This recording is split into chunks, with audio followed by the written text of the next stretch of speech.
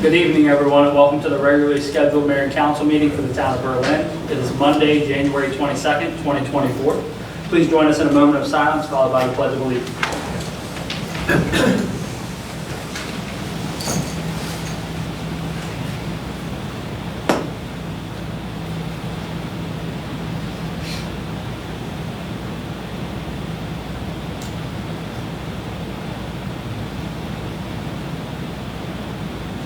Thank you.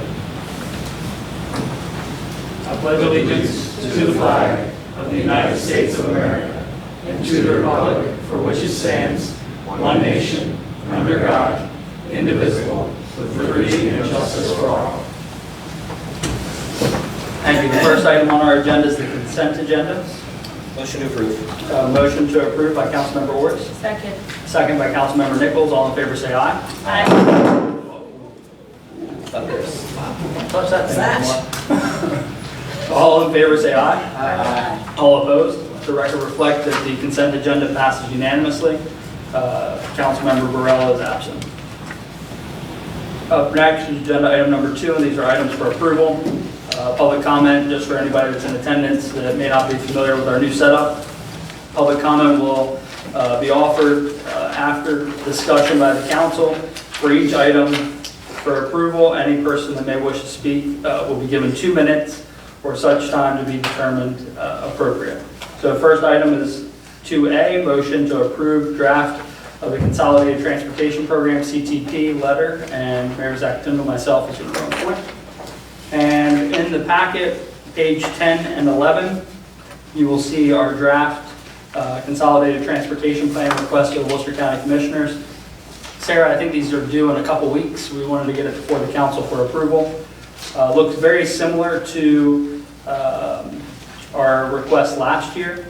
I will say that, let's see, where is it? Well, I'm trying to get my bearings. So the pedestrian bridge is still there, although we are pursuing bipartisan infrastructure funding at the federal level for that. You'll see a traffic signal at Route 50 and 818, so North Main Street. This was on last year. The project, we worked with the Maryland Department of Transportation local district to advance a project, hopefully called the Maryland T, forward that'll hopefully get some funding in the next fiscal year to be able to move forward with that project. You'll see sidewalks on Old Ocean City Boulevard. We separated these out. So we have Old Ocean City Boulevard, or 346, from Route 818 headed west. And if you note, that has residential communities like Sunlight Lane and the new townhouse development that's there. So really a pedestrian focus on that. And then also sidewalks on Route 346 from 818 headed toward William Street. And that's more commercial spaces. So just wanted to separate those out to make it a little bit easier for MDOT, consistent with what we did last year. We put improved traffic flow and safety at the intersection of Route 818 and North Main Street and 346. Last year we did have a traffic circle there. I did take a note of the group's aversion to the word traffic circle, so we're looking for some traffic flow and safety improvements. And then crosswalks, once again, these list all the state highways that run through the town of Berlin that have the ADA pads already, that we just want to see the crosswalks put in. So that's the gist of our letter here. Open up for discussion. Yeah, I feel a little bit more, comfortable keeping the list pretty much the same now that apparently word has come down that the state highway MDOT is not going to be probably cut as much as originally announced in the next coming year. So I think that's great. And the crosswalks here, I see 374s on there. Is that including, Jimmy, what we talked about a few meetings ago, right down from the railroad tracks there? I met with State Highway out there, and it went into their hands to, Great. I'll have to follow back up to see, but it has to go in the engineering and all the process, so Right. I'll follow back up with State Highway. But it is included it's- in the state yeah. highway that's listed on here for crosswalks. So that, yeah, thank you. That's all. So I will take any other discussion, and then we'll open it up for public comment. Yeah, just one comment. Route 346 and 50, where the food line is, Yeah, you've, I guess this is a request for a crosswalk. 346 and 113. And 113, I'm sorry. Could we also request a timing light at that intersection like they did at the Uncle Willie's intersection? I think it would be very beneficial. So Sarah, if you don't mind making a note, I don't think we should put it on here because we're working with MDOT to complete the installation of the crosswalk there across the highway to Right. AGH and the housing. Right. But what we can do is follow up with the timing signal because they're working on that project And currently. they won't put one in without a time, the crosswalk without it. That would be an automatic? Correct. Okay. But we'll So find, is just that, want to make is sure. that I just like wanna all be sure. crosswalks now? Out of Is that- track. There, it will have. Oh, there, okay. Yeah, no doubt. Got it. Can you make a note so we can follow? Yeah. Thank you. Thank you. So I think it's important to note that, like you mentioned, that this is a similar list that has been in the past. I think it's good to beat the same drum. And also, just to point out that the list is not based on prioritization. I think it's important because obviously the pedestrian bridge is a high item, ticket item, and sidewalks is something that's District 1 right there. There's Ocean City Boulevard from Sunlit Lane to Main Street. I've seen many people walking on that road. There's a sidewalk to nowhere there, and then the same down on the other side of Main Street. So I think it's important to continue to stress the needs, so I certainly support the letter. I'll wait for any other comments before a motion. We'll open it up to public comment too as well. So before we get to that, I know that the sidewalks and the locations I'm about to mention may not be within MDOT, but sidewalks right in front of the police station on those, and I know that we're talking about probably doing a shift there one day, as far as the Realignment. yes, the realignment and whatnot, but sidewalks there, sidewalks throughout districts 3 and 4. I mean, I know there are sidewalk grants or whatever we had, the little sidewalk fund, the pocket that we used to have once upon a time, no longer exists. But sidewalks. And we got to keep in context for everybody that's here that may want to comment. The letter that's before us is not comprehensive of the town. It's our request regarding state projects. So it Right, I has to just be wanted state to put highway. that in the atmosphere for future. And then Councilmember Green, the townhomes past Sunlight Lane, I forget the new street name. If you notice the step up, that's your district, that's what I'm saying. The speed limit steps up from, I think, 35 to 50. I've asked, we've been in communication with MDOT to move that step up after the townhomes, since there's been that new addition, so. There's little things that are still in the works with the state that we don't include in our letter. All right, we'll open it up to public comment regarding the consolidated transportation plan. Seeing none, we'll ask council for a motion to approve. Motion to approve. Second. So I have a motion by Councilmember Green, a second by Councilmember Merritt. All in favor, say aye. Aye. All opposed. Let the record reflect that the consolidated transportation request will be sent to the county with unanimous approval. Up next is item 2B, motion 2024-02, recommendation of award for RFP 2024-01, Heron Park demolition, and our town administrator, Mary Boland's going to run point. Excuse me, I've got a little bit of a frog in my throat. The recommendation of award for RFP 2401 is to J&T Enterprises, the amount of $112,715. And Andrew Welch from DBF is here, as well as, I believe, Mr. Miller from J&T Enterprises, if you have any questions. Why don't we have both of them come forward if you don't mind?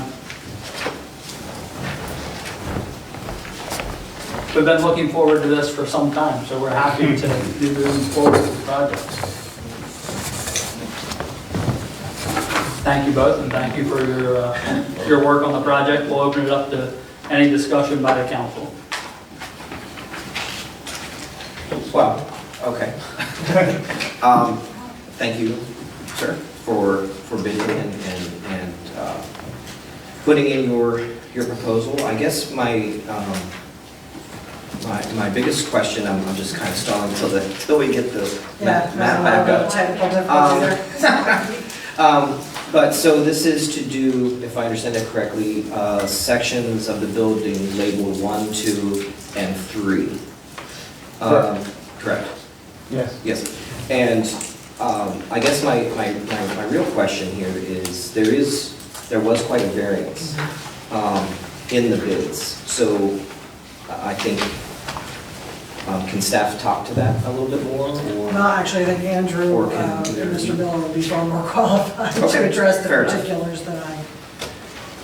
And we only got 2 bids. Yes. Okay. I can't answer for your other people bidding on the thing there. I didn't know you even had 2 bids. I knew you had bids, but I didn't know you only received 2. That there was a large scope of people on that job that day. All I can say is we've got experience in the neighborhood. The checks are references. We've done a boatload of demolition in the town of Ocean City, town of Denton, Baltimore City.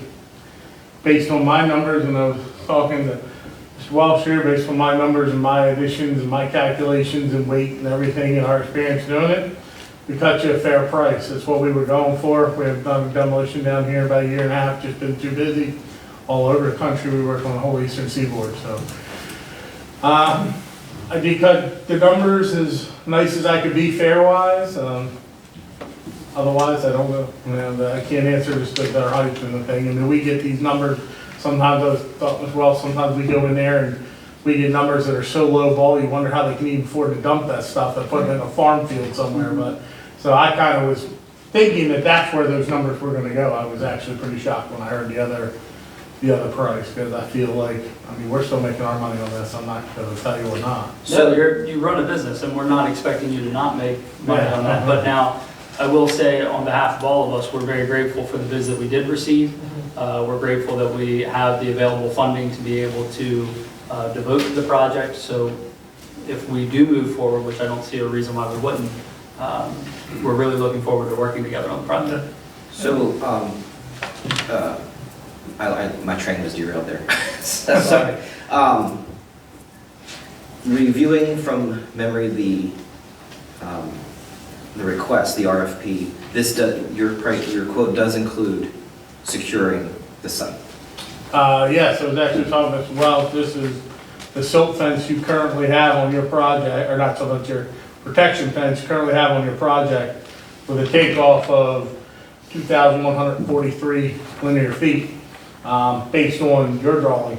And I think that's way overkill for the project, but I mean, we'll do what was on the form, it's in the price.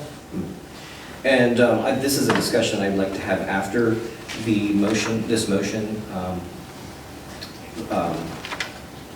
But obviously, we're going to have a substantial amount of the grant left over, so I will put a pin in that conversation for after this particular motion. Now's the time to discuss it. Yeah, I mean, is there an opportunity to expand the demolition to possibly 4, 5, and 6?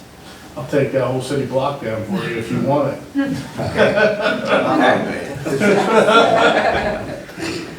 Now, Andrew, you didn't, but we planned for the possibility of things like this. So, Andrew, you had built in the documents, the ability to scale up the project or to work that back a little bit if needed. Do you want to talk a little bit about that? We toured the entire facility on pre-bid, so it gives bidders an opportunity to look at the entire project, and the idea was to negotiate with the low bidder should there be, additional grant funds available, whether it's more cleanup or even moving outside the building to some of the buried foundations or pads, or to include buildings 4 and 5. I think at that point it becomes a negotiation, a change order, if you will.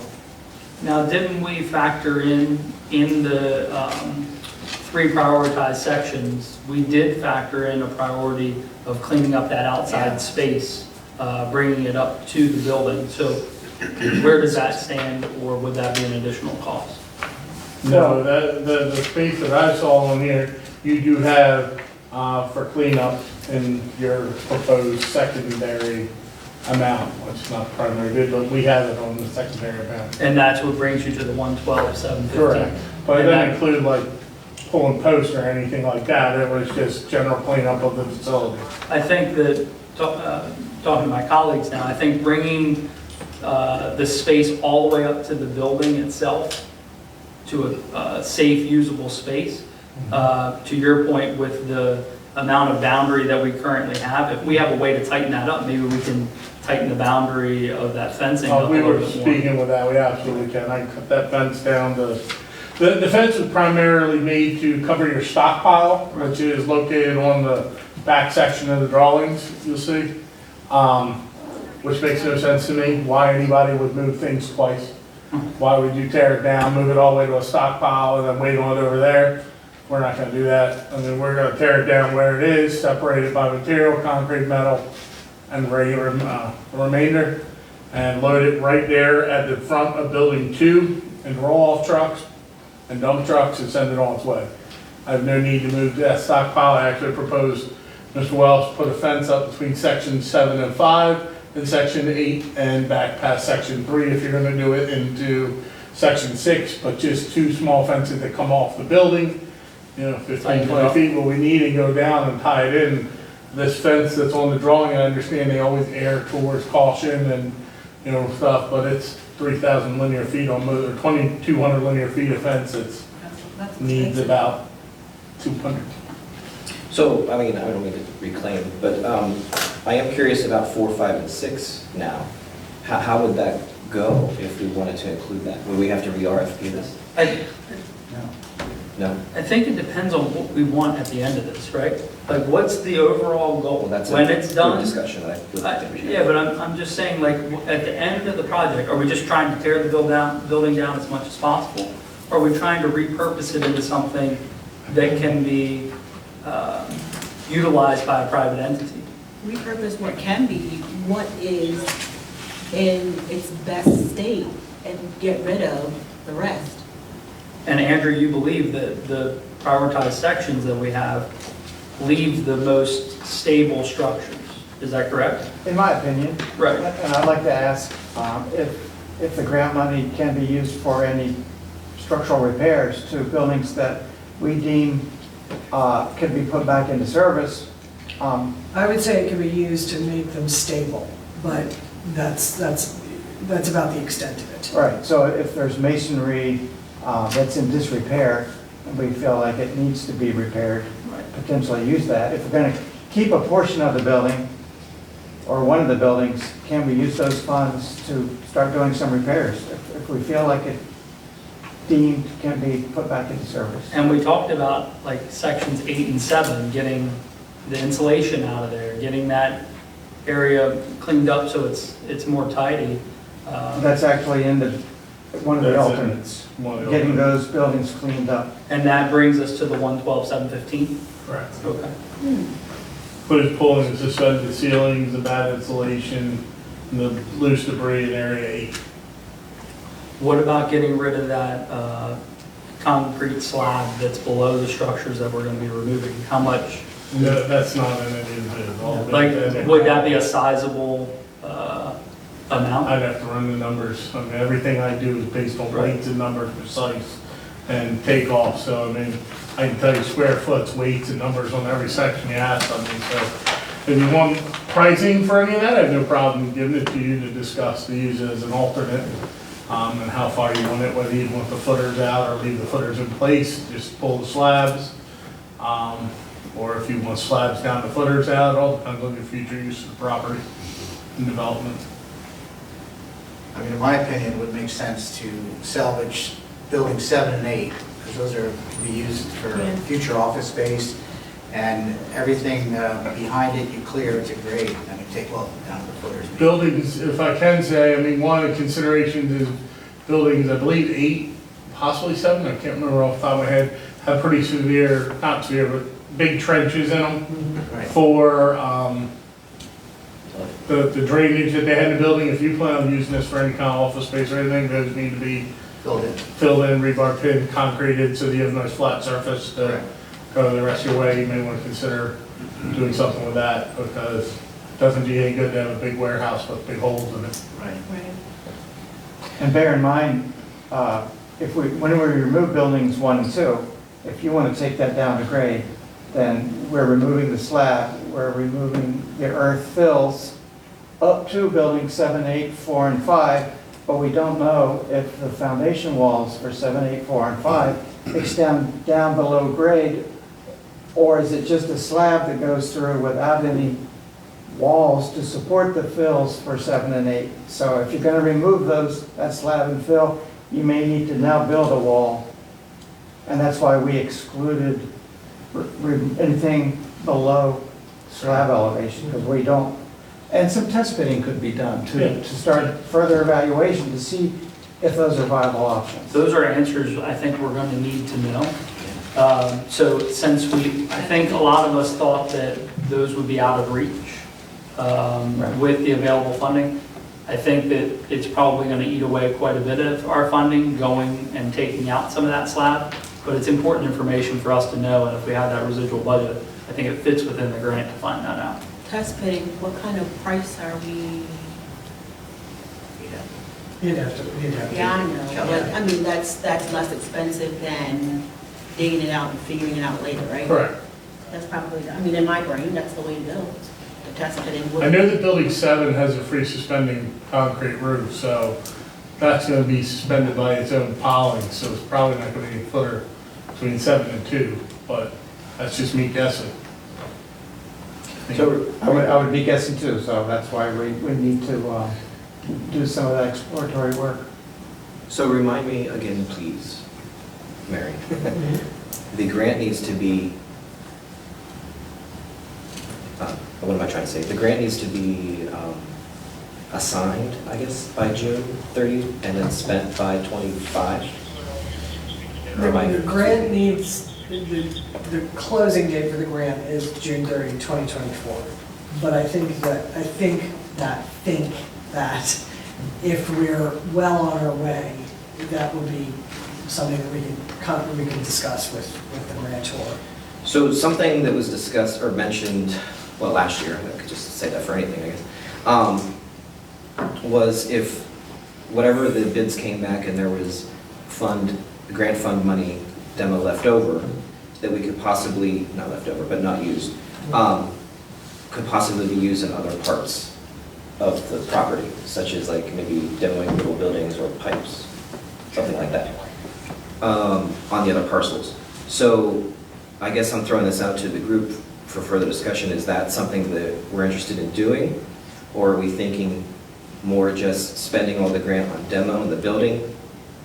I think these are Well, I think discussions we that- should ask the gentleman to provide a bid to demo 4, 5, 6, and the entire back area as a separate add-on.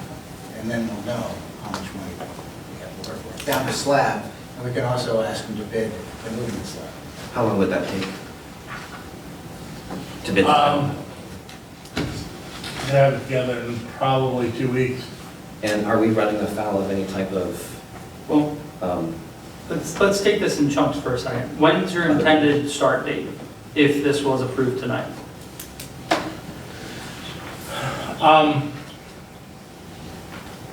Intended start date, we would have to have a pre-bid or a pre-con meeting with you guys out there to make sure that everyone's on the same page. Right. Get approval on everything we wanted to do. We would send out for the fencing company to install the fence first. That usually takes a week. So then, got to get equipment hauled out and Bonds. stuff like that, bonds. Well, the bonds together, I mean, that's just a one phone call and I've got a bond in my hand. 30 days? Yeah, within 30. So let's call it 30 days. So then, how about we start with this? Can we get consensus by the group on the amount of the 112,715? Is everybody in approval of that? Yes. Okay, let's start there. So, motion 2024-02 as written, and then let's discuss what we want to add and see if we can get some consensus on that. That's a motion, so. Right, we're gonna get to approving it with them. And we need public comment. He's just. Right, yeah, I'm just working through it to make sure we're all on the same page.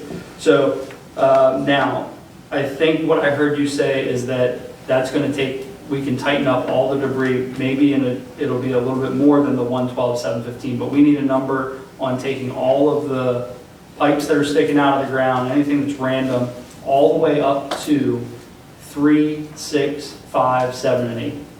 So if there's an additional Question, cost. what about fire hydrants? I didn't know there was an unworking fire hydrant out there. If that one, if you deem that, hey, look, we gotta have our folks maybe step in and try and Yeah. discontinue that. Do you You know anything about that? that would need to be capped. Okay. So that might be in partnership with our water internal team. That's When you guys say slabs, do you want just the slabs or the footers also? Well, when you say slabs, do you mean the ones that are below 1 and 2? Well, my plan is to give you a price per building block number of the extra buildings, demo and then per building, and then a separate number for the buildings we're currently doing per each building, slabs. We would like that. And would you like slabs and footers or just slabs? Typically, Yeah, if you can go all the way, like give us slabs and below footers. grade.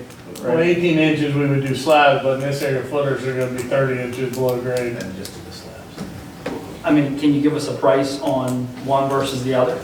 Or is that too I mean, I could difficult? add it as a line item, the easiest for me. I think that Slabs would and be, then line item per footer, and then you guys can calculate that way, everything will be broken down per building, per section, and you can just say, okay, we want to do a change order for building 4, 5, and 6, and take out 3, 1, and 2, or whatever, however you want to work. we're not trying to be difficult, we just want to fully expend I the just entire want to give grant. you the most We don't want to leave any money on the information you table. can have, and then you can pick from there.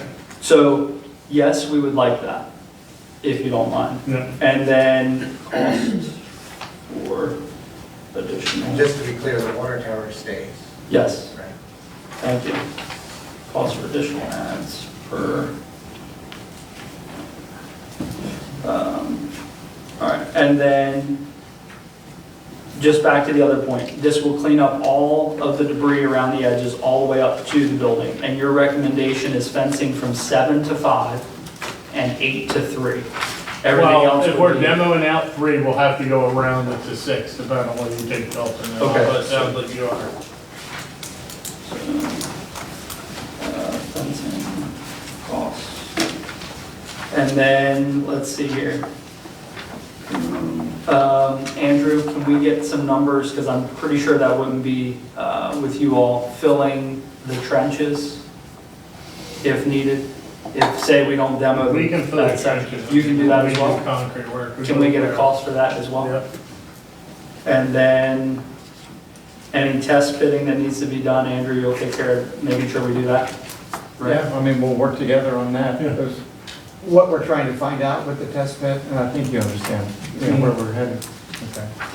All right, so I've got them starting within 30 days. Everybody's in agreement with motion 2024-02 as written for the 112-715. We're going to get additional cost figures for each one of the numbered portions of the building, taking that to slab or grade, slab or footer, depending on what the budget will allow. We'll get some fencing costs and some costs for filling the trenches. Anything else that we're overlooking from the group that we may want to explore? Did we talk about the pipes in this area that would be, I guess, behind 3 and all that good stuff? Yes? That's in the cleanup, right? That's a part of the cleanup. The debris, The debris? yes. Sorry, yeah. And then we'll figure out where that is and what our remaining amount would be. Pipes behind section 3, I don't remember how, I mean, It's debris, I It's a misspoke. stack of- It's okay, just, I think it's, Loose stuff. it's loose stuff. I think it's the materials you referenced that were stacked. Yeah. yeah, okay. Some Gotcha. some of it at least. All right. Can we, So I just want to double check. So we are looking to clear the whole site except for 7 and 8, I if think, we the- can. If costs allow. I think the highest priorities are getting the sections that we've identified Right, below, so that the other portions are reusable. got, right, okay. And then I think we're gonna have to put our heads around the additional costs Right. together and come to some consensus on what we want. But at the end of the day, they need to know that we're wanting to move forward 100% Right, with the bid as proposed for the Sure. 112-715. We'll have a price per section. right, And then we're gonna If need we to want to further go hash forward, that. yeah. If you want sections 1 and 2 concrete gone, we can also give you a price based on section 7 and 8 to put a footer in, if it's something you want to save and we can inspect a footer to be put in, and then you can build a wall or a block wall, or however you want to close the building for further use. And you don't believe that footer's already existing? You I don't know. You don't know. If it's not, we won't know until, like you said, until we do some underground testing. But in the event it's not a big deal to add it. The answer is yes, because at the end of the day, the highest likelihood of repurposing is in the front and in the back. That middle section that's been identified is not likely to be reusable. So if we can take more down and make it a usable space, then that would be something we would be interested in. But right now, the highest priority is that middle section. Yes, sir. Thank you. Yeah, and I wanted to say, I think, applaud you for participating in the process, because I think, last summer we were going through this process, everyone in the marketplace knew what we had to spend on this demolition. And if you're, in business, you say, okay, well, I know a customer that has a certain amount of money to spend, so we have another bid that's basically at that amount, very close. So it's interesting to me that the valuation that we're going to get, the value we're going to get out of this work is very welcome to receive. You can imagine when we first saw it, we were a little startled because of the vast differences. That's where the work that came from staff to explore the, your references, and spoke to a couple people in Ocean City about the work as well. So I think it came highly regarded, and I feel like we're fortunate to move forward. Thank you.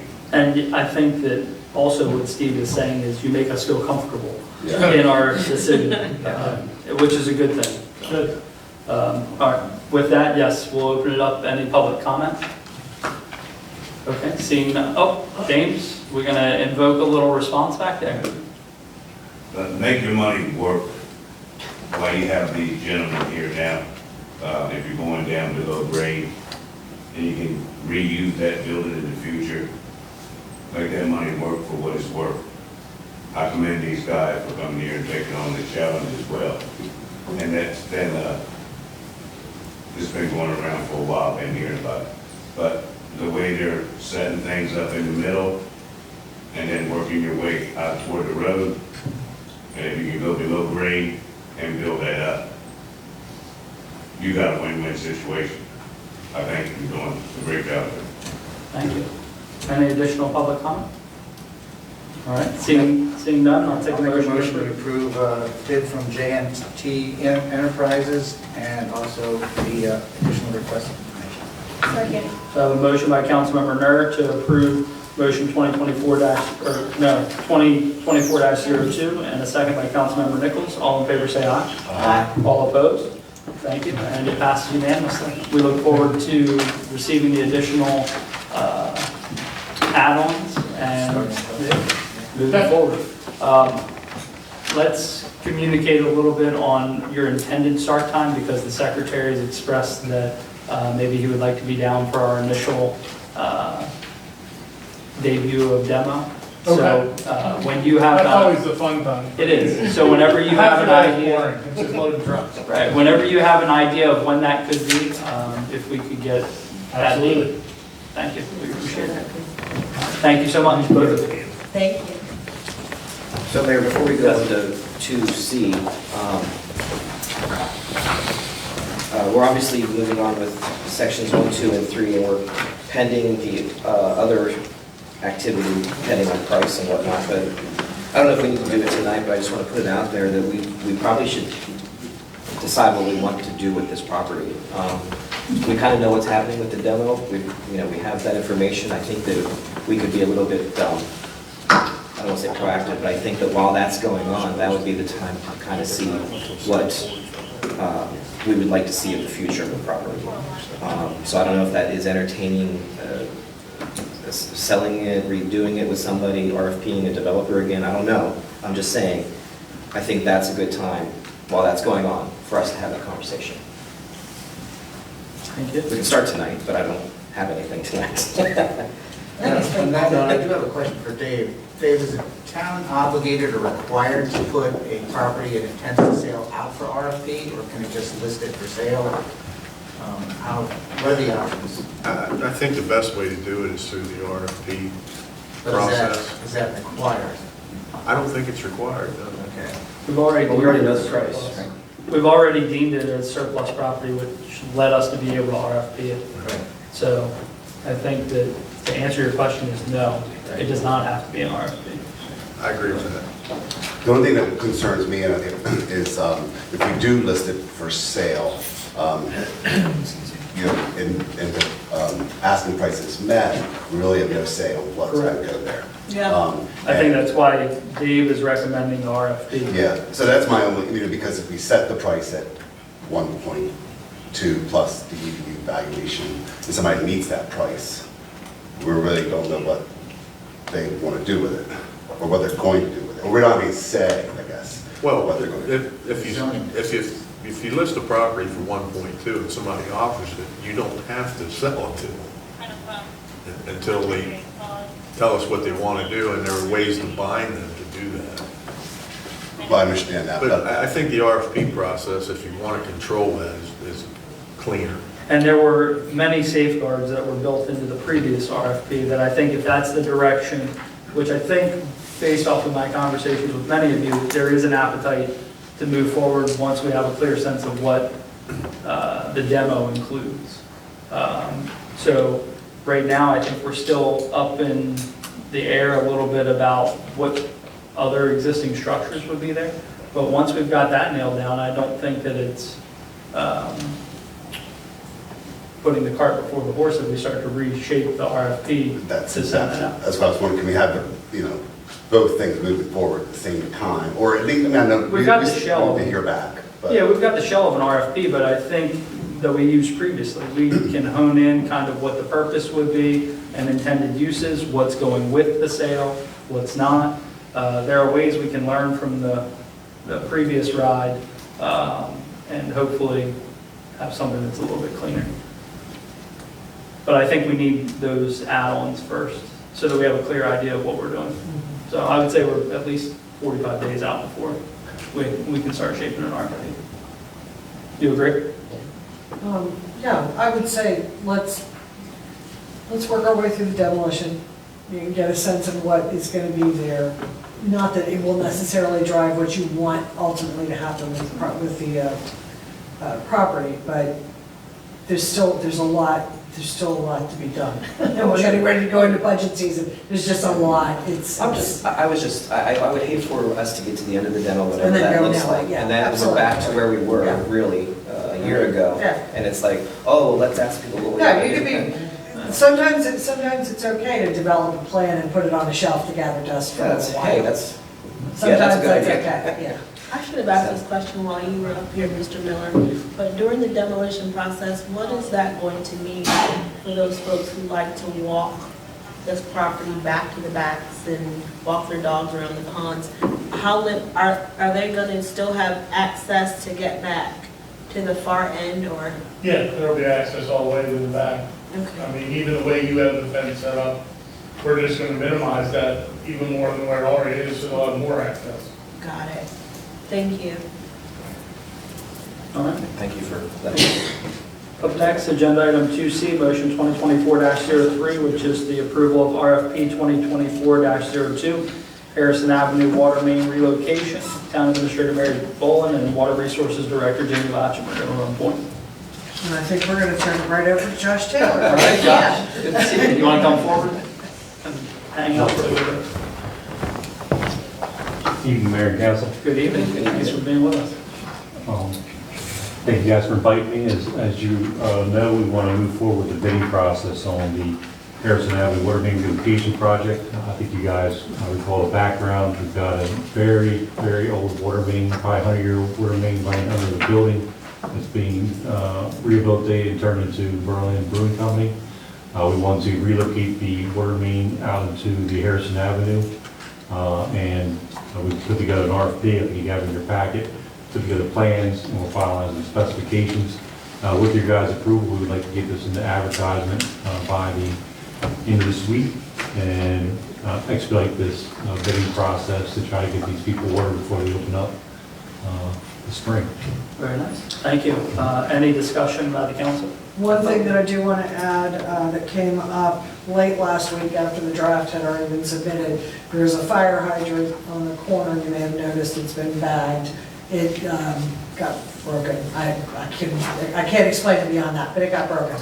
So they will be adding that into the RFP because while you have a contractor on site, it's just an economy of scale kind of thing. Any other additions? That's all we know for now. And it's going to be a directional board, so we're hoping to clear any other obstacles, get under any other obstacles in our path, and keep this one pretty simple. So once you start the work, how long? 30 days or? We'll give the contractor probably a 45-day contract because he's got to get all his materials in place, but the actual work will be a matter of a week, 2. Okay. But still, we're still, what, a month or 2 away from actually starting the work? Yes. It's a So- 30-day, I think we do a 30-day Part of the bidding, advertising yeah. process. Yeah, to allow the bidding process to. Right, I understand that, but Berlin Beer Company, they're progressing nicely with their construction and going to need water access. Are they not going to have access to water? Oh, well, right now they have. Right now, they have a meter out front. Right. They have 3/4 by 5/8 meter, which is supplying the building, previous building, or the previous owners So also. that will be active during construction? Yes, but when we get to the new water main, they will have, because they need a 6-inch fire suppression system due for fires, for the sprinkler system in the building. Right.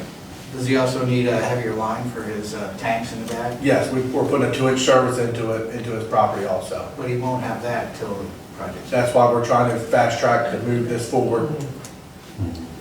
Yeah.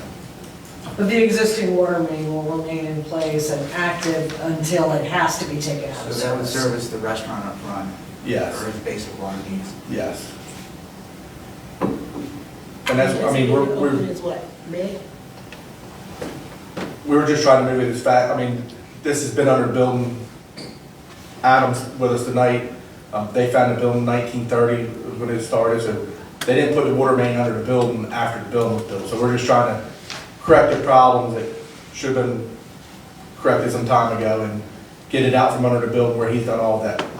And you're putting it in the middle of the road, on the edge of the road? It's gonna, as you know, Mr. Green lives, Councilman Green lives on that street, and probably more closer to his side of the street.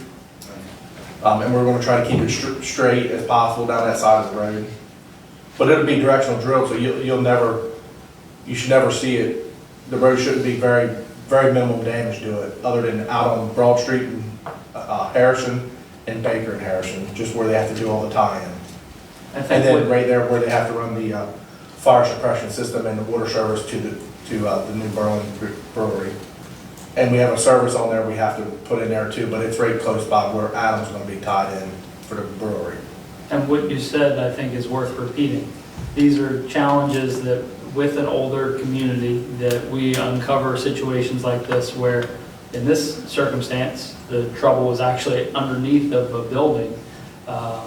And we're just trying to create a best practice and move it where it should be. And as Jamie noted, the building was built on top of the water main. Nobody was boring water mains 100 years ago. And I mean, if we can move it, make it go faster, then we will, but if you make it too tight, then the bidders are gonna jack their price up. And we're trying to be fair to the citizens of the town and to us, to try to keep it at a. Is it your intent to bore Berlin Beer Company's water lines while this work is happening, or do you have to wait till the work? We're gonna get the directional line done, put their service into their property, then we have to get the line hydrostatic tested and back T tested, and once that passes, then we will be able to start working on disconnecting the line. It's going under his building, and we're gonna flow, it's called flowable fill, so we'll put real loose sand in there to try and make sure it gets all under the line, so there's not a 10-inch open void underneath the building with an old main, in case they hit it or something. So once you get, I'm sorry, Jim, were you done? Okay. So once we get to that point, I guess what I'm questioning right now is what is it going to look like how long is it going to, what about traffic? Like, how is that going to go? It's going to be very minimal. If anything, it could be a day here and there, and that would be about it. I mean, we'll have to talk to Atkins Company, see if we can lay the water line down behind their building or come across. I mean, the state's not going to let us shut Broad Street down, so it's all dependent on how they want to drill it. but I would venture to say they're gonna probably drill lay the pipe down by Atkins by where the old oil plant was and bring it through that way behind Steve's house and directional drill it that way, but they all have their own, 8-inch water main, you can't flex it much. You won't be able to flex that much. 2-inch, you can do a lot of bending with it, but 8-inch, you're not gonna move much. So there will be a few days where traffic is impacted, but we shouldn't have to do a full detour. We're hoping to do single lane closures. So we're trying to minimize the disturbance of traffic for anybody out there, just try to keep everything flowing. I'll go ahead and make a Thank you motion. both for that. Actually, if there's any more discussion, we'll open public comment. Okay, open it up to public comment regarding motion 2024-03. All right, seeing none, now we'll take a motion to approve. Make a motion to approve 2024-03 RFP 2024-02 Harrison Avenue Water Main relocation. Motion by Councilmember Ors.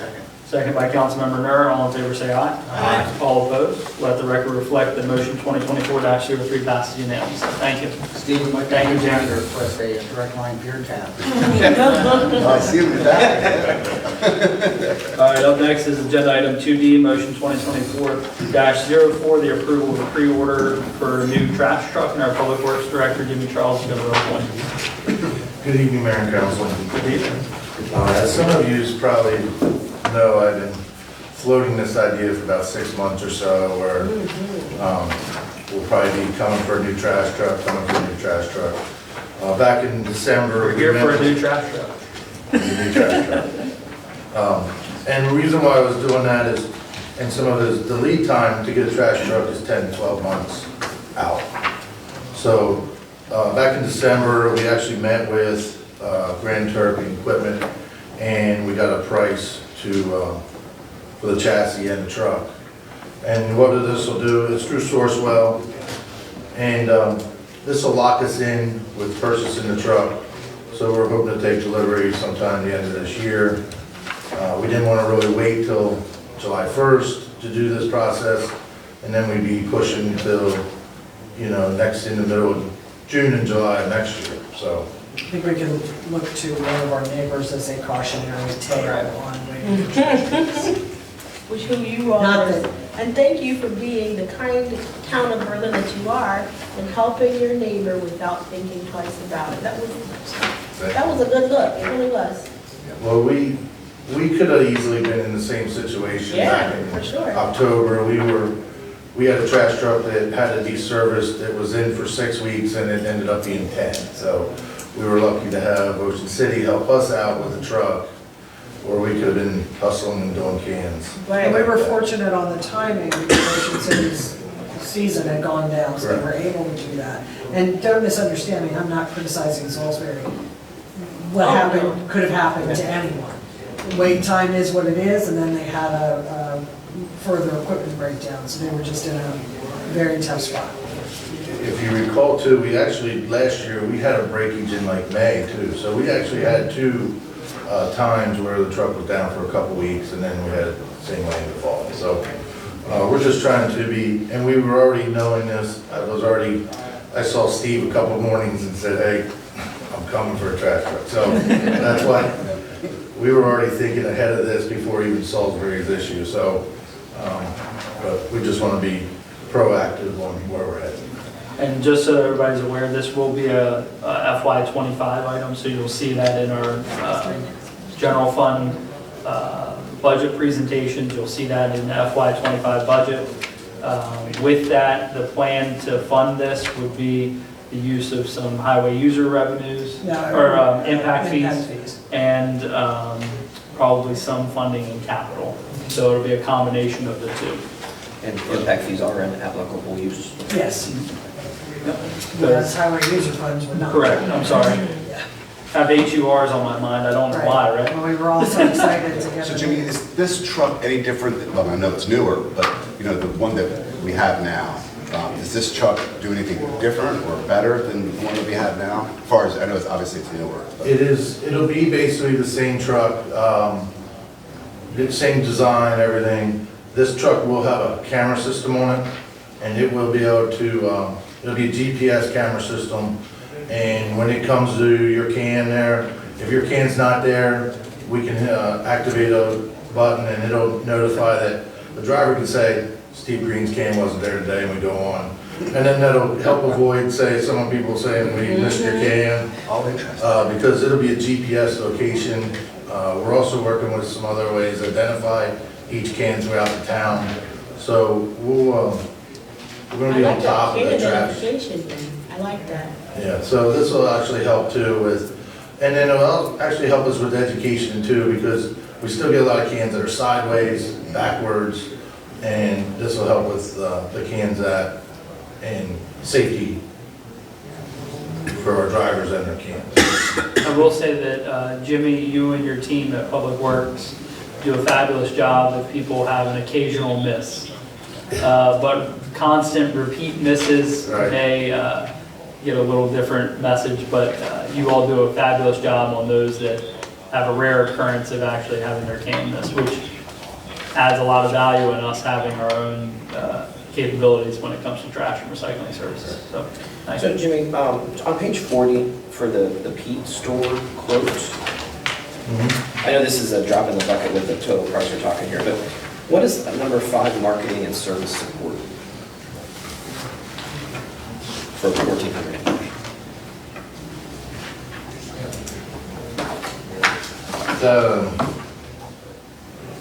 I'm not service support, I'm not quite sure each addendum will, I could look that I up. mean, it's not a huge impact. I know they did have a little cost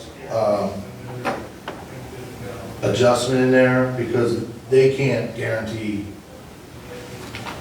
what the world will do in the next year either, and whether prices will go up or so. So there is some cost adjustment, but the marketing service support, I can find out what that is and relay back to you. We don't spend a whole lot of time on it, but, and also I just wanted to throw out that, aren't we also, your shop possibly is gonna have some savings, I believe, from the lack of commercial dumpster pickup that we've agreed upon? So is that an area which you can maybe look at too? Well, it'll speak into the overall budget for the sanitation division. Some of the eliminating the dumpsters could return into, they could purchase waste wheelers in return. So it's not, we're eliminating a service that is not safe to us, but we could still provide waste wheelers in that replacement if that meets their needs. Okay. Well, I'll make a motion if there's Hold on. the public. Public comment? I keep forgetting, I'm so Any sorry. other further discussion by the council? Kinda. All right. Any public comment regarding the acquisition of a new trash truck? All right, seeing none, now we'll take a motion to approve. It's new for us too. I make a motion, we approve motion 2024-04, pre-order new trash truck Okay. for the amount of $416,000. Second. So I have a motion by Councilmember Orts, a second by Councilmember Nichols. All in favor, say aye. Aye. All opposed, let the record reflect that the trash truck passes unanimously. Thank you. Hey, Jim. Motion 2024-04. Will we keep the current truck as a mock, we'll keep it for backup? We will. We'll actually run both trucks. We'll I was keep about to both say, and trucks the operational. backup, And use the other one, we'll still use the one we have, and that'll actually help limit the hours. that are put on, yeah. Like the truck we have now, it's every week, 3 days a week, and it's 6 hours a day on that truck. So hopefully with 2 trucks, we'll be able to alternate some of that time and keep the new truck hours down. Thank you. All right, up next is agenda item number 3, Berlin Fire Company quarterly report. David Fitzgerald and Joe, what's your position? Sorry. EMS captain, very nice. Good evening. You all just had your elections. Congratulations. Thank you. Nice to see you both. Good evening, everyone. So this is agenda item 3 and So Chief Rowe couldn't make it tonight, so I'll pitch it for him and do that entire report. And then you just met our new EMS captain, Joe Dawes, he'll do the operations of the EMS when we get there, and I'll do the admin part. So these are the fire rescue calls, in-town calls, 57, which is 47.1%. The trend, we've always say about 60-40, but if you look at your past reports, we are trending upwards of that 40%, so more calls in the town limits for fire and rescue. It's an increase from last quarter of the previous year, 18 calls greater. Busiest day Tuesday, followed by Monday, and busiest time of the day, 12 noon to 1, followed by just the hour prior, 11 a.m. to 12 noon. Simultaneous calls, just as a reminder, this is 2 or more fire and rescue calls that occur at the same time. So during that quarter, 21 times, which is up 6 from last year, same quarter, 15 times. Response time for fire and rescue, 4 minutes and 2 seconds. It is an increase by 20 seconds. We are finding a slight increase, and that's just likely causes of that, talking to our operational officers and us that are around a lot.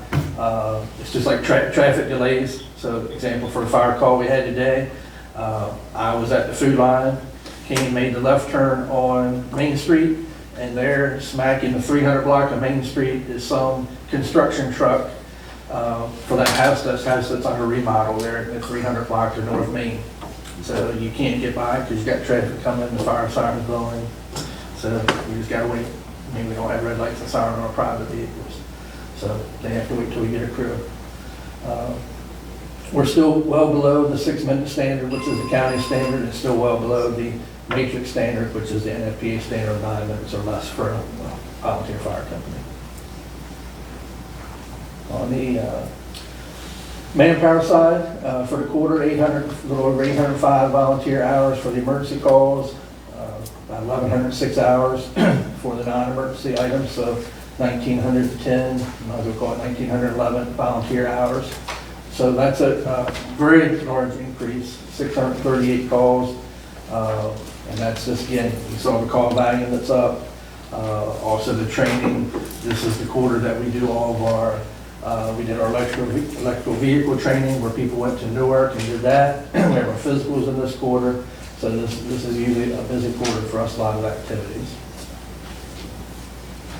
So the financial highlights for the quarter, our annual donation drive, that's the one that we mail out July the 1st, is usually pretty well concluded by the end of December because it was mailed in July. We do have a little influx in December because people are doing tax preparation and realize that they need that last minute donation if they're itemizing or a business is itemizing. But we're down $6,600. Our memorial donations are up $4,780.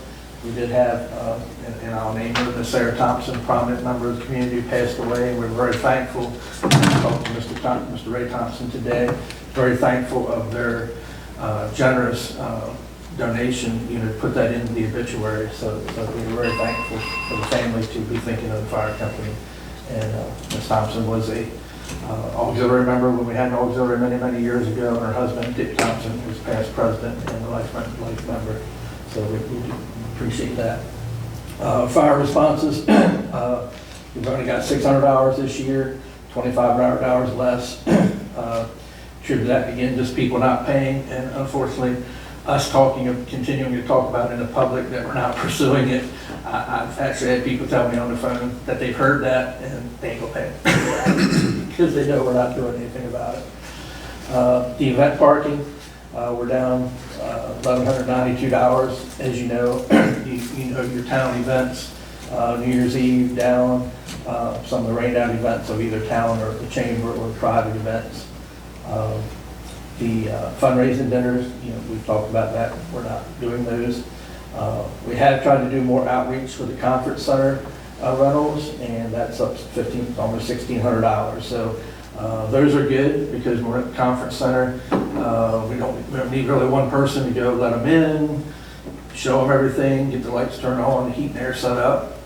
The person can then leave and then come back at the close-up time to make sure there's no damage, everything clean. So we are making more outreach at our conference center rentals. What do you charge? I'm going to answer that. So it's $300 for 4 hours, and then there's a deposit. And we will negotiate if it's a nonprofit. So we do have the Boy Scouts, the local nonprofit radio club, and the nonprofit farm bureau. So we'll negotiate with a nonprofit on that. But our general rates are $300 for 4 hours and a security deposit that gets refunded as long as you don't tear anything up.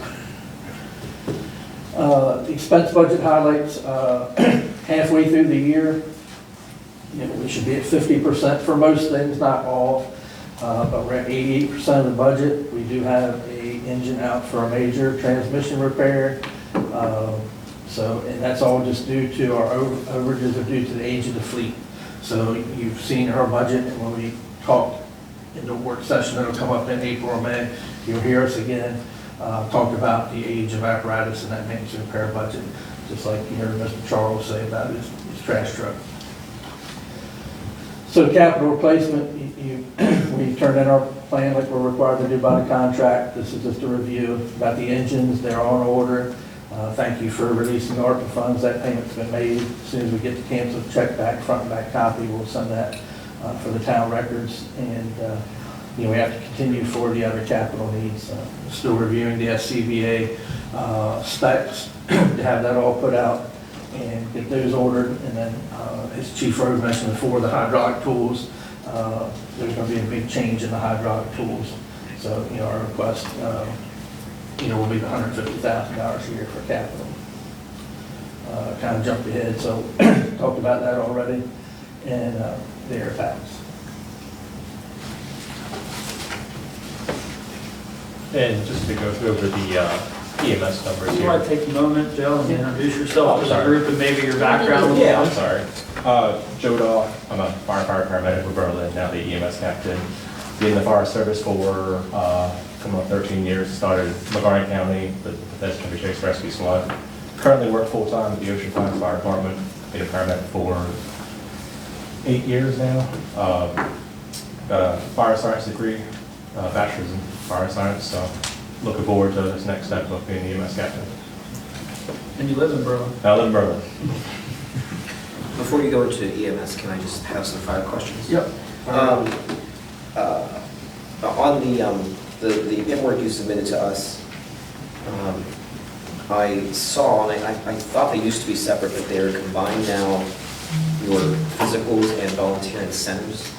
Did you, first off, were they separated before? Or they always Never been? in one category, yep. Okay, so can you review what the incentives, what Yep. type of things that So is? the physicals are the annual physicals. Every firefighter's, depending on what you do at the firehouse.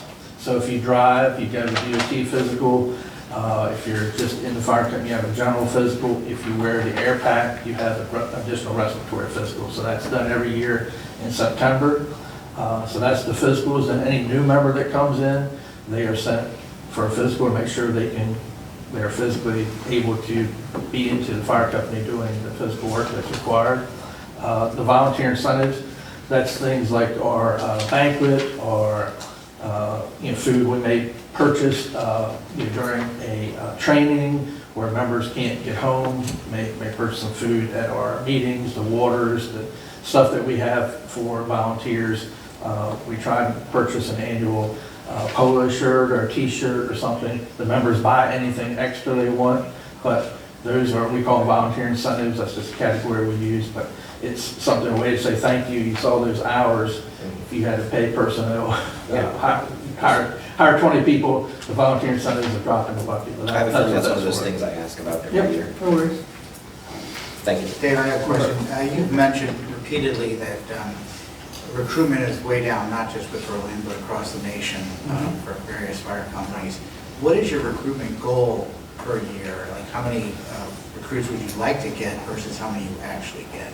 So we don't really put a goal on it. Part of a SAFER grant that we worked on, we said 3 to 5 new members a year and to try to retain them. We get 2 to 3 to 5 members a year, but retaining them is what the difficulty is. They'll apply, and when they sit down with our board of directors and they hear all the hundreds of hours of training requirements, sometimes they tell you right then that this isn't for me. Other ones get in, and it's unfortunate, but once they complete the training and then they go find a full-time career position, their volunteer time goes down. They may not stop in the fire company, they may continue, but they're at a minimum participation. So we make sure it's on our website, which it is. When we do open houses, we do things. Our staff goes to Worcester Preparatory School, Stephen Decatur School, and then the state of Maryland has a statewide program I just saw 2 or 3 commercials last night on one of the channels I was watching. They tell you contact the local fire company, and if they contact the state, they all have our contact information. Have you all explored associate membership any further? I know we've talked about it. So I think Ocean Pines even has associate membership. I think we just started it recently. Yeah, we've discussed it several times, and the challenge is trying to come up with a program that fits so that everybody, the last one that we came up with, everybody would to associate. So if you make it so easy, we all would switch to associate, then you, because if you start waiving all the requirements, again, that's what would happen. You'd have a whole company of associates and no members to be officers or actually run the company. And then the other thing, associate membership, very successful statewide. I just talked to one of the regional people doing recruitment and retention. If you're busy, that's good. So I'll give you an example of Ocean City. Associate members work well. You get out and spend the night in Ocean City in the summertime, and you're young or old, whatever your age is, and you're excited to ride the fire truck, and you spend the night in Ocean City, especially a weekend, the chances you are going to go on a call. You're probably going to go on multiple calls. You come and spend the night in our bunk room at Berlin, and you do that 1 or 2, 3, 4, 5 times and never go on a call, you're not going to come back anymore. So the associate program's been discussed. It's a tough to get that right mix. It's just tough to get the right mix. You don't want everybody to switch to associate, and our call volume is not busy enough to recruit those people that come from other places. Say, hey, if you spend the night in Berlin, you're going to run 5 calls tonight. Do you have a lot of career personnel that work elsewhere, that live locally within your fire district that could assist? They do assist, so they don't have to be any members because they're covered under county workers' comp, and we do have people that come when they're available, and they'll bring their gear from Ocean City or Shao or wherever, and get on the truck, and they're fully insured. So, and everybody knows that. We do the same thing at Berlin. If I'm up at Shao, ride by, and they get a call, you pull it, hey, do you need a driver, do you need something? They know we're insured, and they'll say, hey, glad to have you. So the 100, I want to just brush on that real quick, because I think it's important. The 100 hours that are required to be in the fire company, that's a state or national mandate. Hundreds, plural. So fire school, I don't have all those, but I can certainly send you a chart. Fire school, I think, is 140 rough hours now. Hazmat awareness is another 20 some. Do these have to be met every year individually? No, that's a one-time thing. And the EEOC and the hazmat's a little bit of a refresher every year, like we have that during a drill. The driving, EVOC class is like 24 hours, but then that's an annual recert. We go out usually to Berlin Intermediate School and do the driving in the parking lot there after school hours. So it's hundreds, plural, of hours. And you gotta be physically capable to do that. So, and we work with people all the time who have maybe fears of height, claustrophobic. We get them through the class. We help them. There's tricks. When I say tricks, there's experiences to get you through that fear of heights, to get you to pass that class. There's ways to get you through that claustrophobic area to get you, because it's hundreds, plural. But as a full member, what's the threshold once you get through like the required training? It used to be 50 points, right? 50 points, and that is very easy to get 50 Not to scare folks away if they're interested. Yep. Yeah, I'm trying to help you. I'm trying to help you here. Trying to see your recruitment. Yeah, so if you get through the initial training, the 50 points is rather easy. You all see the stats. We have over 400 fire calls a year. We have plenty of administrative meetings and trainings. So the 50 points is very easy to get if you put your mind to it. Even working full-time job, having children, you can make those 50 points. The training. The training is initial training. The initial training is the tough part, and then you do have some continuing ed, especially if you want to wear that air pack or you want to be a driver. You've got to stay up on your driving skills or your air pack skills. And it's safety. It's for that person's safety as well as everybody else's safety. Thanks, Dave. All right, Joe, you're up. All right. So the EMS numbers,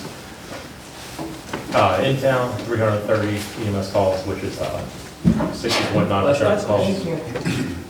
And out of town, there were 212, which was 39.1 overall, it's an increase of 17 of the in-town calls. Of those 330 in-town calls, there were 252 transports, which was 74.4%, and 78 non-transports. And then out of town, it was 121 transports and 91 non-transports. And that was an increase of 7 transports from last year. The busiest days for EMS calls were Tuesday, followed by Monday being the next, and the busiest times of the day were 11 a.m. to 12 p.m., followed by 2 p.m. to 3 p.m. The overlapping calls, we were having issues getting it from the network we get it from, so we couldn't get that today, but we can get that at a further date. And then the station response time for the career staff there was 1.3 minutes on average, which includes the third calls, which volunteers come from home for that. Last year it was 1.07 minutes, and it was 60 seconds for a staffed station response time.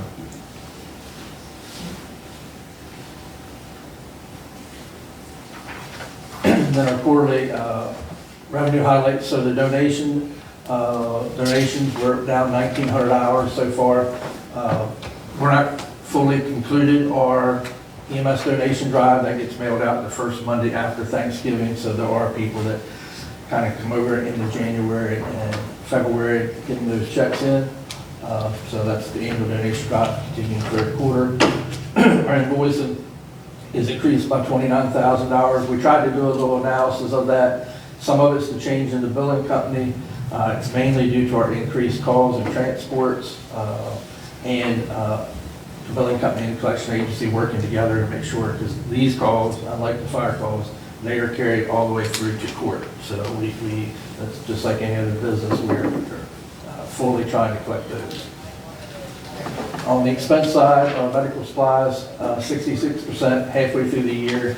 You know, we're shooting for 50%, but you know, that's not alarming, that 66%. The payroll is slightly over 2%. It's due to overtime due to personnel vacancies, people on leave.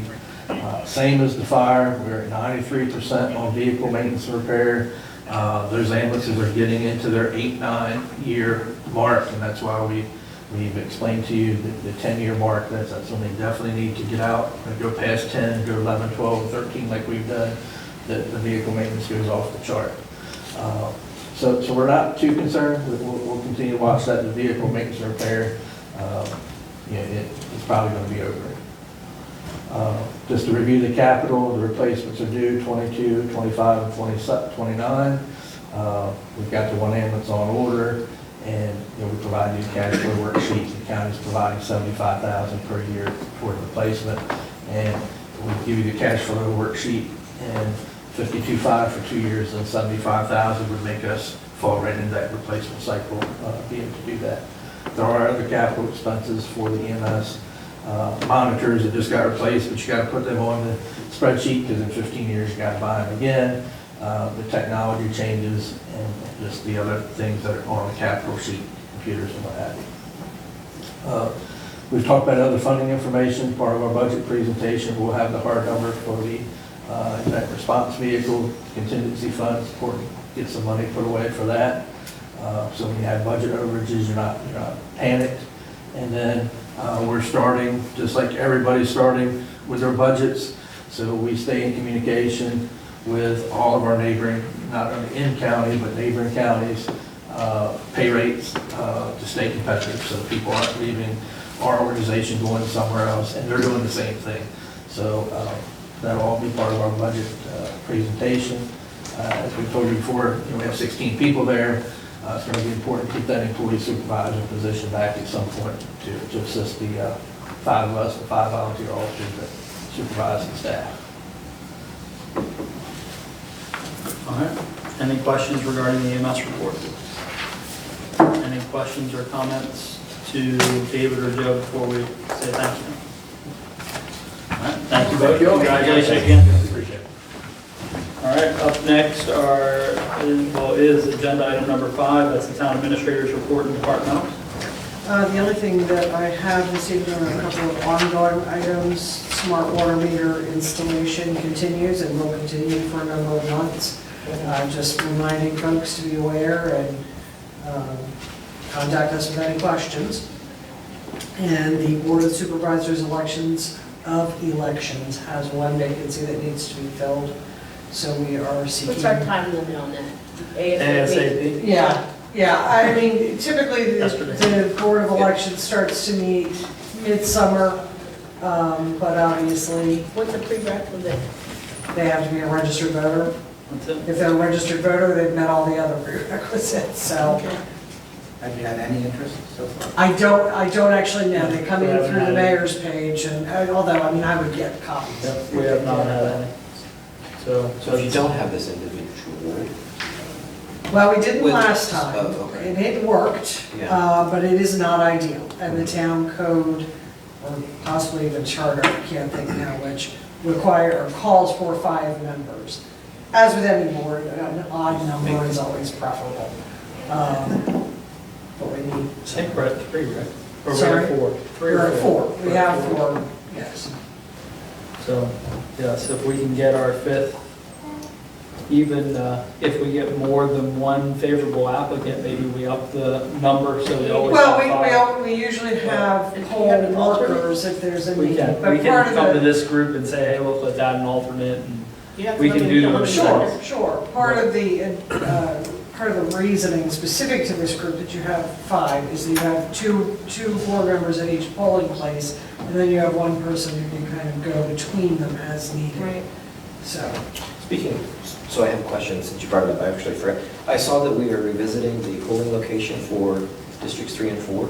yes, that was some of the feedback that we got, and that's something that we're looking at. Okay.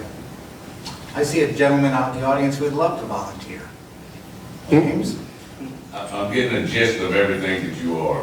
I told you, you stay long enough, and we'll get you on something. We have a few gentlemen in the audience who might really volunteer.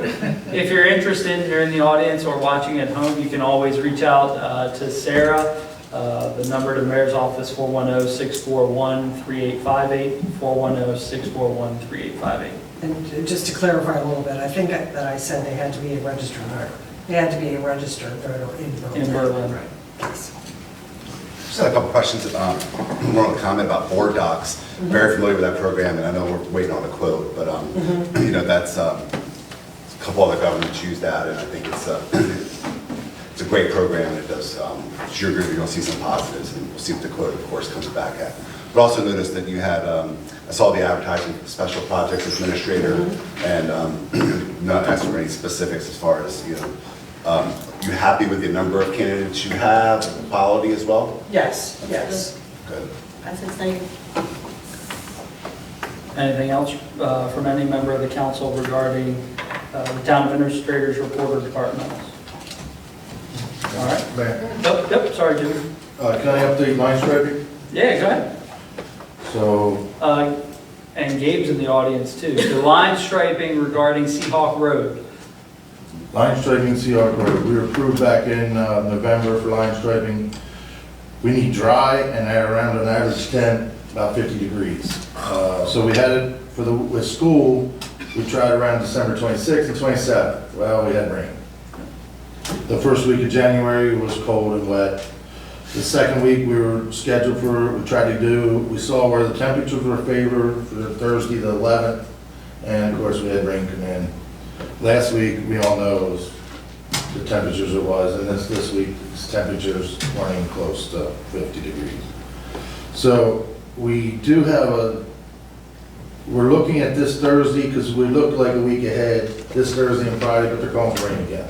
So we are ready to stripe, and so is the company, just finding favorable weather conditions. It'll happen it'll happen when When Mother Nature decides to make it it happen. happen when it happens. But thank you for that. All right, any other comments or questions? All right. I'm anxiously anticipating these speed cameras, I can't wait. It's like Christmas, I'm telling you. I can't wait till you put them where they're going and they're operational. I'm still clocking people, literally, riding down Flower Street. Councilmember Nichols with the radar. It doesn't make any sense. It really doesn't. No sense, the way that people, Chief, what is the timeline on that?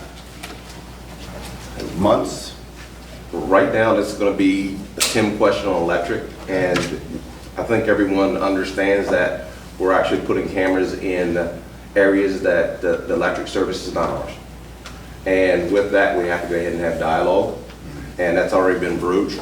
So we have the ability to run the lines, but again, we still have to put meters up, and we're still going to pay electric service to those outside entities. So it's a lot of discussion there. The technology and putting something up, they know how to do it, and that's nothing. So electric right now is going to be probably more so the bigger issue there. Flower Street, as soon as it's ready to go, and we're assured that the locations we want them, talking about actually on the 300/400 block of Flower. 500 too. Now, 500 is going to stick to itself. It's going to be a little farther down.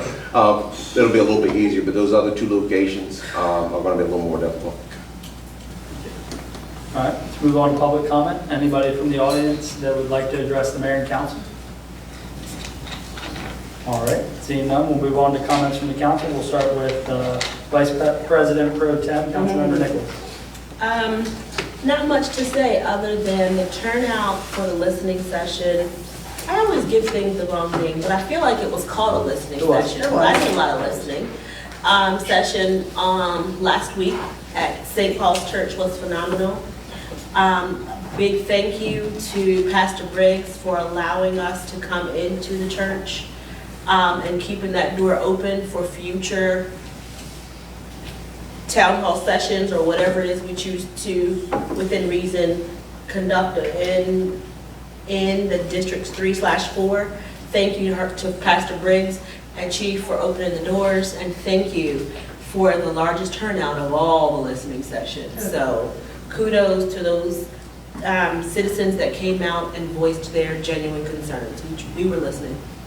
Thank you. Councilmember Nick. I too had the pleasure of attending both strategic planning listening sessions, both at the library and the St. Paul's Methodist Church. I was very pleased with the turnout, excellent turnout at both sessions, but more importantly, I was really pleased with the discussion. A lot of people complimented Berlin on things we were doing very well, and that was great to hear. Of course, there was lots of great suggestions, and some of them are very easy to implement, so it's something we can work on this year.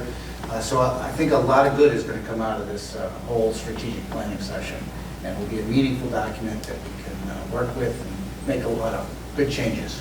Thank you. Councilmember Ward. Just echoing these two comments about the strategic plan. I was there last week. That was an awesome turnout, and agreed, great suggestions. And also, they had mentioned that what everybody talked about at those two meetings would go to Beacon, and then we would have another meeting, like a bird's eye meeting, and that is actually scheduled for Thursday. And I'm on that little committee. I think Jay, you're on that too. So I think what you're talking about is the Stakeholders. stakeholder meeting, yes. Yeah, so we got the topics and everything and the agenda for that for Thursday. So I'm looking forward to that, and taking what I had heard and what we had heard at both sessions collectively and getting that done, getting that going. So thank you. Councilmember Green? Yeah, we're all hitting on the same chord here. Had the opportunity to attend both sessions as well. It was about 80 citizens came out and spoke. The one that was last week at St. Paul's, it's still with me. I think all of those of us who attended, the comments that were heard, it was true honesty. And I'm not going to lie, it was a little painful to hear some of the comments. Doesn't mean that they weren't accurate. It was just a little bit tough to hear. And then I happened to stop by St. Paul's. I thought I was attending a church fundraiser on Saturday to have lunch, and didn't realize it's part of the ministry that they actually provide free services, free meals to the, I'm sorry? Wasn't that great? Yeah, I tried to leave money, but they wouldn't take it. So, but some of those points though that were expressed, and I think hopefully this will come up Thursday as a steering committee. Stakeholder. I'll make a note. I'm not going to say perception, this belief that this town is polarized and divided. Obviously, we have a highway that does divide the town of Berlin. But the comments that I heard, gentrification, that's the thing that keep kind of take my takeaway, and it's a major concern, I think. You know, and I would hope that Beacon, when they work forward these 4 or 5 bullet points that will be our kind of guiding principles along the way, that's what Mr. Hickman was kind of referring to, that it be something along the lines of a one Berlin. You know, I think it's words, obviously, but I think that we can use that as the strategic plan is going to be something that guides us decision-making through the future. And, you know, we have heard we heard it loud and clear, those who were there, about the 2 Berlins. And, you know, I really, it's impactful. I think those of us who heard it took it to heart. And it's not something that I really think about, you know, but I will, when I was talking to a realtor about trying to dive into the issue of either real estate representatives or associates approaching property owners in that area with offers to buy property.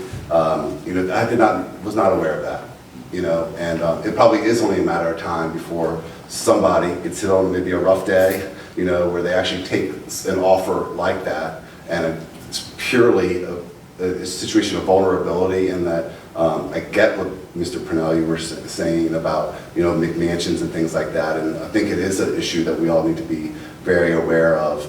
And when I was talking to that realtor, I used the term East Berlin, and I apologize that. I apologize because I didn't mean it. I don't mean it that way. It's more of a geography, and it's a mindset, and it's kind of, and I feel bad for saying that, you know. But I just think that one Berlin, you know, that is what we are. And I think those comments that we heard, all of us, it hit. And thank you for taking the time to come out. Thank you to the church for having us. It was a great idea to have 2 locations for that strategic planning, listening sessions. Thank you. Thank you. And thank you for coming out tonight. And one of the things that I heard a lot of that too. I have over the years as an elected official here in the town. And what I started using early on as a council member was when I talk about like Henry's Mill, right? That was a district that I represented for a while. It was the Henry's Mill neighborhood. When I talked about like Buckingham Estates or Buckingham Road, like that's the Buckingham neighborhood. You know what I mean? I group things in neighborhoods rather than east or west or north or south. Because really we're all together, but we do have some unique challenges, whether we do live in Henry's Mill or whether we do live on West Street or whatever the case may be. But it's important too, and I had a conversation with Pastor Briggs following the listening session, and it's one thing to listen, it's another thing to incorporate the things that were discussed into what we're going to craft moving forward. So we had ballparked with a tentative date of March or April to have a follow-up. So it's not too far away, but once the stakeholder team gets the opportunity to group all that information together, which Pastor Briggs is a member of that stakeholder committee, that hopefully everybody's concerns will be identified in one way or another. In Steve's point, it is a document that will hopefully guide the town for years to come. So it might not be your particular point, but it might be a subsection of a point. But it's important to make sure that we inform folks on where those concerns lie within the strategic plan. So that's a big thing. So thank you for that. Thank you for everybody that attended both the listening session at the library as well as the listening session at St. Paul's. I do want to brief the group on a meeting that we had recently. Councilmember Nichols, you're on the committee as well, so is Vice President Burrell, for the community center. We're working with our town attorney as well as the DCIA to hopefully try and combine the remaining parcels on the site of the old Flower Street School. With that, there will be some transfer fees associated with any property that is consolidated when that time comes. What I'd like to do is ask the council to approve from the community center fund $5,000 to cover those transfer fees and then any administrative costs that might come into play with the group regarding the transfer. So moved. So I have a motion by Councilmember Orris. Second. Second by Councilmember Nichols. All in favor say aye. Aye. All opposed? Let the record reflect that that passes unanimously. Thank you. And then Gabe, I do want to publicly thank you. I have your photo that you allowed us to borrow of the, I'll actually pass this along to the group, just be gentle with it. It is Gabe's, he's lending it to us for some of the work that we're doing, is trying to compile some of the older photos from the Flower Street School. So thank you for that, Gabe. Just take good care of it. Oh, we will, certainly. And we will not lose it. You will get that back once we scan it, so hopefully by the end of the week. Up next are any comments from the press? And seeing none, we'll take Vice President Burrell's famous line. Motion to adjourn. All in favor? All opposed? Thank you. Thank you all.